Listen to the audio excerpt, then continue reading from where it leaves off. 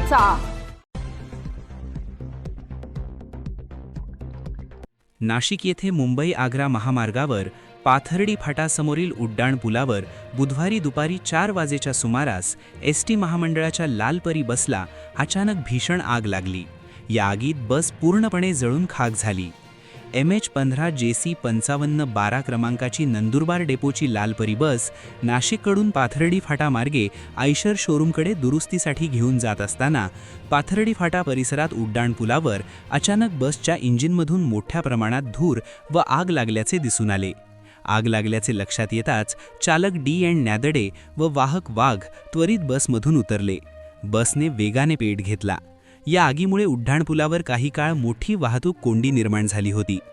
घटनेची माहिती मिळताच पोलिसांनी तत्काळ घटनास्थळी धाव घेत वाहतूक सुरळीत करण्यासाठी उपाययोजना केल्या।